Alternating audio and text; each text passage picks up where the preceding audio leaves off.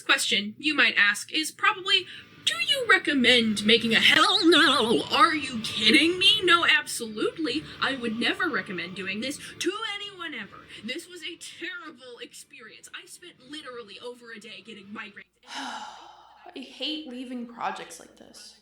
I guess I don't need to leave it. I could always try again. No, I had a terrible time. I'm not trying again. I mean, some test sketches couldn't hurt, right? Hello, my name is Bubs. I'm an artist and I like to hear myself talk, and I also apparently like torturing myself because after making a Picrew for my fan base and having a terrible time doing so, I'm doing it again, despite the fact that no one even asked me to this time.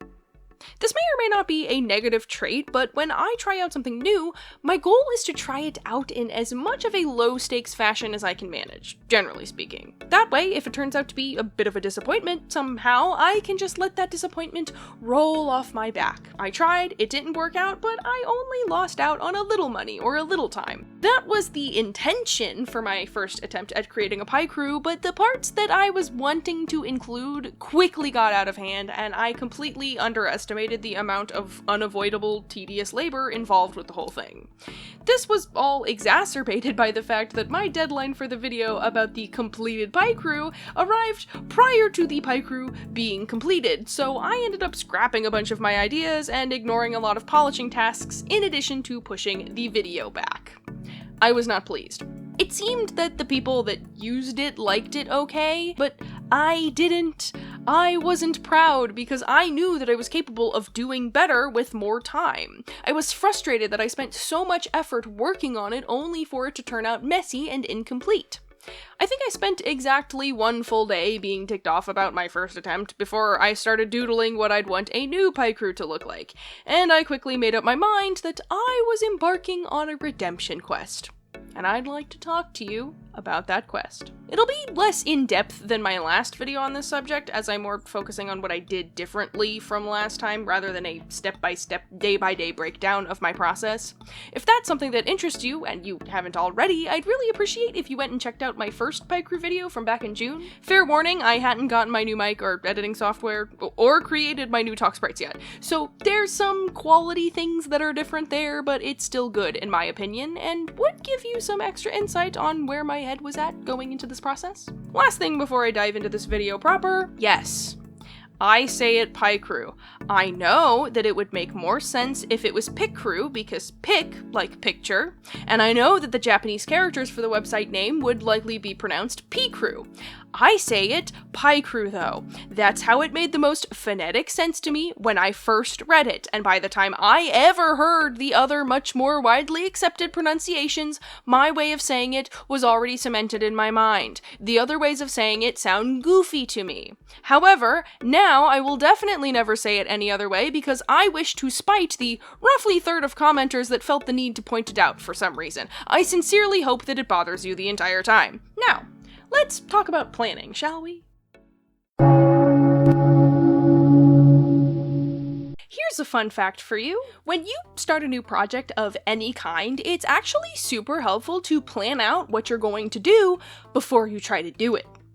I didn't really do that with my first attempt, which is probably why everything got out of hand so fast, and also why I ended up with so many sloppy and mismatched pieces.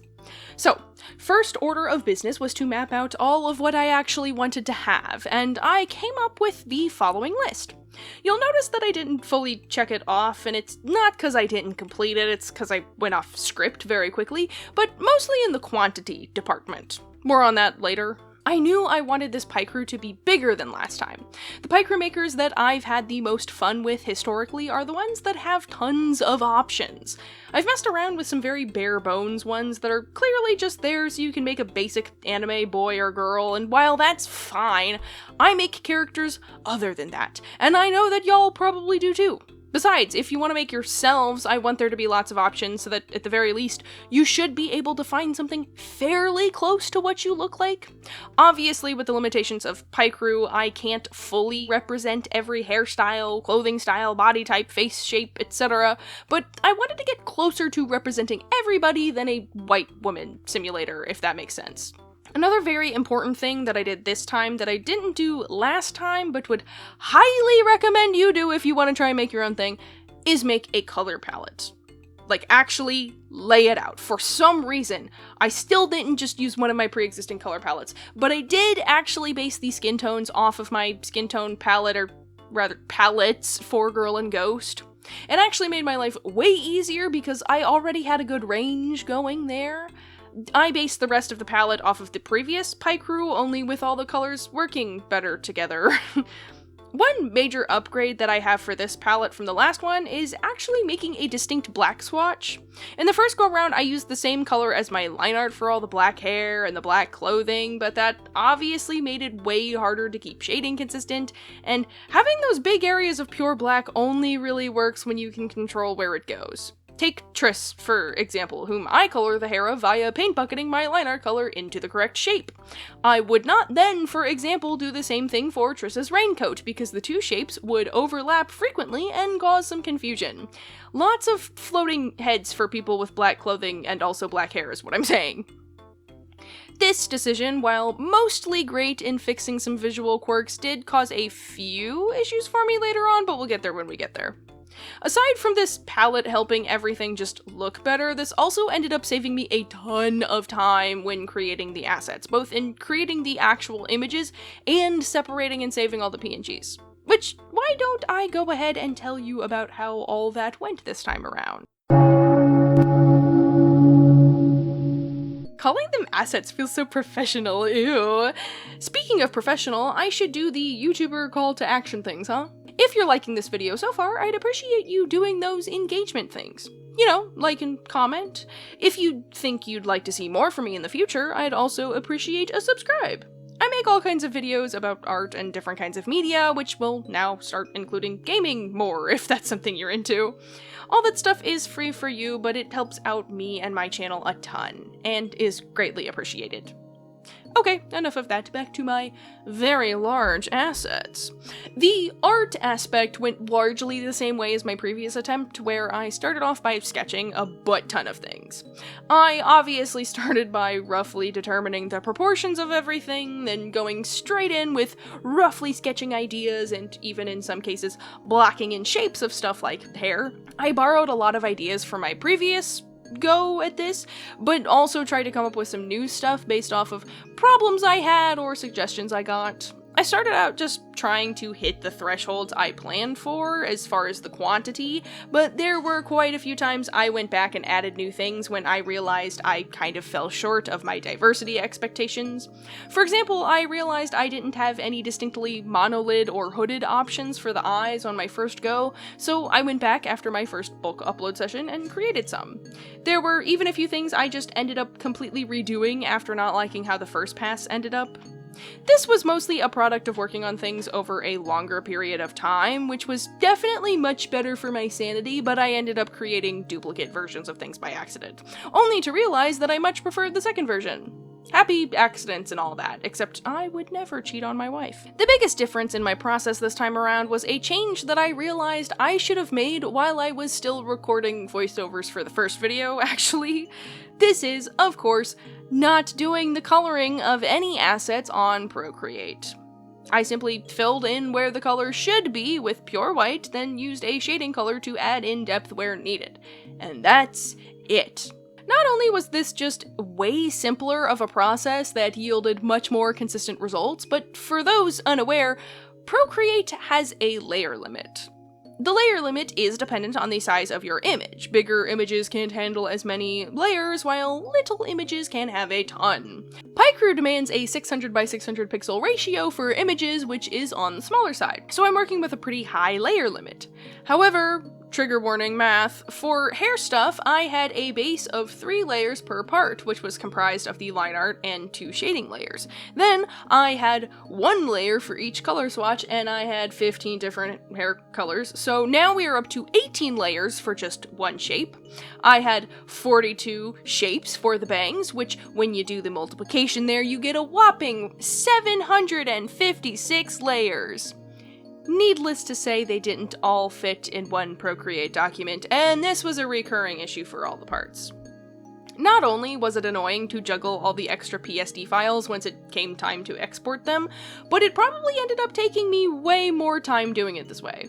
First go round, I had to drag and drop colors over and over again, duplicate my file every time I hit the layer limit in the middle of working on something, spend a bunch of time deleting everything besides what I was working on in the duplicated document, and then when separating in Clip Studio Paint, I had to toggle a billion layers over and over and over. This time, I didn't do any of that extra nonsense in Procreate, and then probably spent an equal amount of time in CSP dropping the colors on a clipped multiply layer than I spent toggling layers the first time. It was simpler, it was easier, it was faster, and it was honestly easier to keep track of. I skipped colors a lot more on the first go around with the toggle strategy when I was saving things. It was really annoying. Let me tell you, I felt the difference in ease there. I don't want to spoil too much on how I felt about this all, since I'm going to talk about that in its own section, but I suffered significantly less while separating things this time. Though I think it honestly had more to do with how I went about separating things. While I definitely ended up with a pile of separating work towards the end of the process, just like my first attempt, I made an effort to stagger out all that work. There were no 11 hours of saving PNGs in one day this time around. God, saying that out loud again genuinely damages my soul a little. Why did I do that to myself? Anyways, there were definitely days where a good chunk of time was just spent saving PNGs, to the point that it started becoming a joke with my friends, but I think it probably topped out at 3 or 4 hours per day, and since I didn't want to record it this time, I took frequent breaks from the tedium and listened to whatever things I wanted without worry. I can't say I enjoyed it more, but I hated it less, and that's certainly an improvement. Speaking of improvements, what are the things that I did better this time? This is the part where I get to brag about the cool stuff I did. One of the biggest upgrades, in my opinion, that was simultaneously the biggest pain in my ass, was that I allow you to select the eye shape in the irises of the eyes separately. I didn't love that in the first Picrew, a different eye shape meant you also had a different iris shape and style. It wasn't the end of the world, since I made sure that all the eyes looked cohesive, but I felt like it was a little bit of a bummer that if you liked the shape of one eye but the style of iris or pupil of a different one, you had to choose between them. I also wanted heterochromia to be an option this time, which could definitely be achieved by having you select the left and then the right eye separately, but I thought I may as well go the whole way and have everything separated. This was a surprisingly difficult thing to make work, though. Building stuff on Picrew is a very interesting mix of being mad at other creators for not committing to hard work in some places, and then completely understanding why they didn't do it in other places. Like, yeah, you're doing free labor, and sure, it takes extra time to make lots of skin swatches, but people come in colors other than ghostly white, pale, and dark gray that I think is supposed to stand in for all black and brown people. However, I fully understand why you rarely see the options to do different eye shapes and irises like this, because Picrew hates you for trying to do it. The easiest way in a perfect world to make this work would be to have the eyelashes on one layer, and then have the irises on a layer below that, which would then clip onto a sclera layer that matches the eyelash layer. That way, the iris will not go outside of the bounds of the eye shape, regardless of the size of the iris. This would be convenient too, because, like my first attempt where the eyes were all one unit, you could have the eye layers sorted higher than layers for things like skin details, so they won't clip over the eyes, no matter the shape. Maybe I didn't explain my vision the best, haha, 'cause eyes, but that actually doesn't matter too much because Picrew doesn't have a clipping option. You straight up cannot have one layer clip onto another one in-house. I would like to say that I understand this limitation of the program here, but I genuinely do not. If one of you techie geniuses in the comments would like to inform me why this seemingly simple feature is not all that simple in the context of Picrew, please do, but right now I think it's stupid. My initial fix was to basically just have a cutout of the face around the eyes that would sit over everything and act as an eyelid, and it would change tones with all the rest of the skin so that to the consumer you couldn't even tell because it all blended away perfectly. This worked really well and gave me the result I wanted until the skin details came up, specifically vitiligo. Vitiligo is something that is probably a lot more common than you think it is. It affects roughly 2% of the global population, which probably doesn't sound like that many because 2% is a small number, but friendly reminder that there are 8 billion people on this planet. 2% of 8 billion is 160 million. Keep that knowledge in your back pocket next time you think billionaires aren't actually hoarding wealth. Anyways, my point is that lots of people have it, but not as many image or character creator type things seem to have options for it. Not just Picrew, just in general, so it was important for me to keep it. That being said, vitiligo patches commonly appear around the eyes, but I couldn't just have the patches under the eye layer because the eyes weren't floating above the rest of the face. They were technically a part of the face. My ultimate fix for this problem was to include vitiligo patches as a part of the eye layers. I used the patches to serve as eyelids to hide where the iris could be floating outside of the eye, and just made sure there was a swatch for every skin tone, just like before, so you can simply make it match with everything else if you don't want to have it. This was great because it meant that I actually saved space on my part limit overall and got to fix a major issue with my first image maker. The vitiligo in my first maker ended up looking really wonky on most skin tones because I tried to use kind of an overlay method. It just looked very washed out and gray a lot of the time, which wasn't ideal. With the new maker, however, it's in the same skin palette as everything else, so it doesn't end up looking washed out and gray. There are definitely still some issues about it, but that's for the next section. To finish up this section, I won't actually go too much more into depth about any of the other changes because the processes behind them weren't as exciting, but I will rattle off a list of features that were not in the previous Picrew or just things that I think are better about this one. First, I had the hairline and bangs be separate items, which means that you have more options for the bangs without hitting the Picrew part limit, and also you can mix and match those pieces if you so desire. I really did a better job representing a wide range of hair textures, specifically in a lot of different lengths this time. I think I did a good job last time of having a lot of different hair textures. It's just that the options for each hair texture didn't have a lot of different lengths, I guess, yeah. I actually got around to having the teeth look different in some of the mouth options this time. That was one of many things that got scrapped for time on my first maker, but now the toothy smiles have things like tooth gaps, braces, and even some yellowing. I had some more skin detail options this time that would allow you to better represent your human skin, like wrinkles and acne. I added facial hair. It's kind of wonky, but it's there and it looks nice sometimes, I think. I actually added all the accessories that I wanted this time, including necklaces, a secondary layer of clothing, hair accessories, headwear, eye patches, and even some facial piercings, which I did not initially plan for, but I'm glad I did it anyway. I think these things make everything a lot more customizable and can help people achieve the desired fashion style a little bit better. The last major thing that I did differently, and am jazzed about, is that I made it so that there are pride flags rather than pride backgrounds. Not only will these hopefully show up better if you want to use these as profile pictures, but it meant I could have more options and represent a few more labels than I did last time, such as the polyamory flag.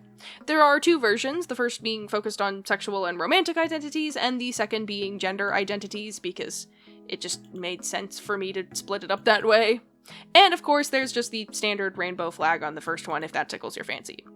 Also, please do not feel sad if I didn't include your specific flag. There are probably at least 100 micro labels at this point, which is great because everyone should have something that they feel they can fully identify with, but I could not realistically put all of them in there. You are still valid, I still see you, and I hope you can find an umbrella type flag that will do the trick for the sake of this character maker thing. That's everything I can think of. Now onto the stuff that I'm not so happy with. I'm once again going to go through a pretty rapid-fire list here, if that's alright. First thing I don't like, the pieces of the face and head do not fit together super well. The proportions aren't exactly bad, but I had to account for the largest eye shape, which are pretty yuckin' big, so the eyebrows ended up being pretty far up on the forehead, which doesn't combine well with how I brought the hairline down. I felt like I put it too high last time, but the eyebrows are usually bumping against the hairline at max height, and it's just kind of annoying. For similar reasons, the baby hair options kind of suck. In concept, I think they're very fun, but they just stretch too far down and tend to overlap with other stuff a lot. If I fix nothing else, I will definitely fix this because it was a complete failure and that make me mad. Even though the eye vitiligo combo thing was a fantastic solution for many problems, this unfortunately does mean that the vitiligo pattern is tied to the eye shape you pick. I guess it's really hard to get super specific in this context anyways, but that's probably still annoying to people. I don't really know how I would change it, but it is something I can acknowledge as a problem with this. The black swatch for the hair is too light for the darkest skin tones. It ends up looking kind of gray in comparison, which isn't super good. I will fully admit that I didn't notice it that much until I was way too far in to change the black hair swatch without having to replace about 200 pictures, which is totally my bad. I think if I were to fix this, I really just need to add an extra dark swatch for the hair or something to that effect. The hats, even though they're mostly fun, don't actually fit over most of the hairbacks the way that they should. I feel like fashion styles in general are pretty limited. I added super cute Decora hair clippies and headwear and a lacy goth choker thing in the necklaces, but there's nothing that really matches those pieces in the clothing, and that's a bummer. The facial hair is both limited and kind of poorly executed. I expected nothing less for myself, as I am a chronic beard fucker-upper, but I admittedly did not really troubleshoot all of that stuff, and I didn't notice how bad it overlaps in some places. I can't blame it all on my poor beard craftsmanship. That's my poor Picrew maker craftsmanship stuff. The backgrounds are not actually very consistent with the rest of the colors for stuff like clothing, and I do not like that. There are likely other problems, ones that you will surely point out to me. You may not like the upgrades and might hate these problems, and in that case, it's a good thing this is a separate maker. I didn't actually want to update the previous one for the purpose of this thing, not only because that would be needlessly overcomplicated and time-consuming and tedious, but because I knew there was a chance that some of you would prefer at least some things in the first version. So now you can use whichever you want. It's live for everybody as of this video going up. I think it's time to answer the biggest question now. How was it this time, really? So you might be able to tell from my general lack of contempt that I had a much better go of it this attempt. As I previously alluded to, I think the fact that I did this over the span of several months and only worked on it when I really wanted to was definitely a major part of why things went more smoothly. One of the things that I hated the most about the process the first time was how frequently I'd be doing the same thing over and over for extended periods of time. I am not a person who can sit still for long periods of time. It's not just getting antsy or restless, it's frustration that is so intense that I writhe in discomfort and I have the urge to just squeeze the life out of something. That's probably not normal, but it is how my life is, so this time around, whenever I even got close to that point, I could just, stop. How revolutionary. That being said, I think that this being my second attempt was my greatest boon here. The best thing about making mistakes is that you can learn from them, and let's just say, I learned a lot. Seriously though, it was completely unrealistic to think I could do all the stuff that I wanted my first go with no planning and no experience. I didn't even know how Picrew worked in the back end, nor did I understand the full extent of its limits. I did this time, and that made it easier for me to plan ahead to tackle my obstacles. I definitely would not have thought about the eye thing the first time that I did this, at all. I would have never thought about that in a million years. Well, I didn't hate it, but did I like it this time?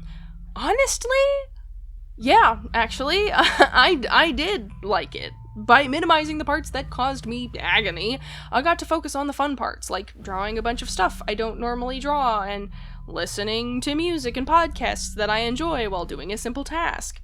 It was nice and even relaxing in a lot of ways. It was a nice thing that I used to break up the monotony of other stuff, and I do actually plan to come back to this one.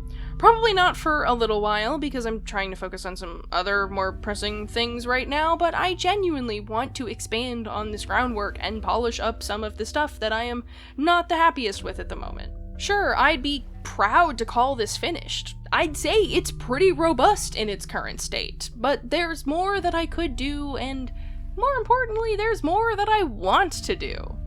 I know we've all made our jokes about how I was a fool for doing this again, but I did genuinely like doing this. And I truly hope you all like it too, because at the end of the day, I'm probably never going to use this myself. If I want a character to look like my Picrew, I'll just draw it. This is for you guys, and frankly, with how supportive y'all are, you totally deserve it. So please, check out the link in the description and go have some fun with the Picrew too. Also, I named it Picrew, like this, on the screen, so you have to say it Picrew too. I win, and you all are my Picrew. That's not the audience name, it cannot be. I won't allow it. You will not get to be that name. Anyways, let's head on to the outro. It is once again time to say thank you to my channel members who you can see scrolling by on screen now.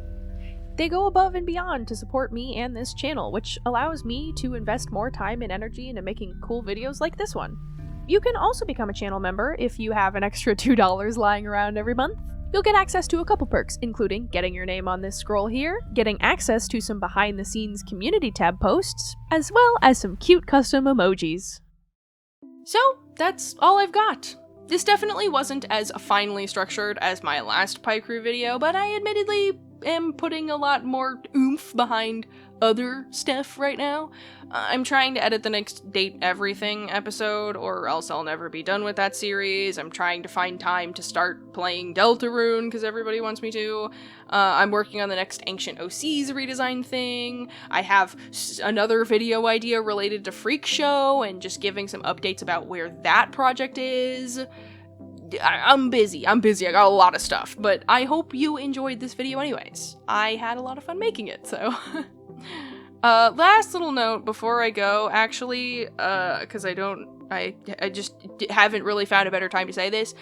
In case you have noticed the absence of a certain video segment and are wondering about this, I'm actually thinking I won't really do fan art features anymore.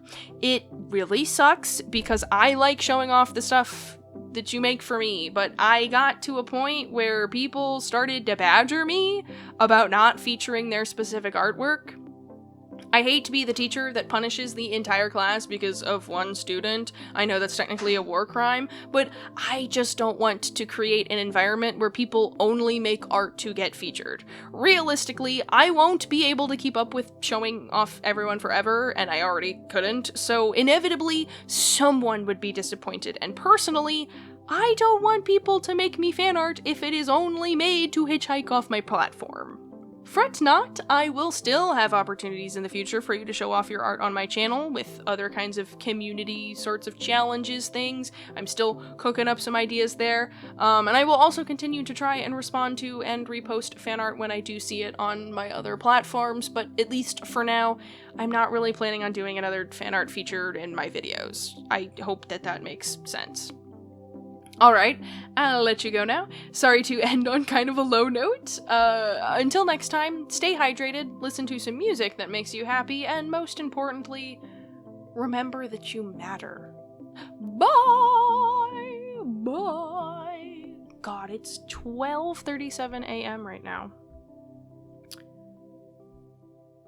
I am so tired. Bro, I'm so tired. Oh.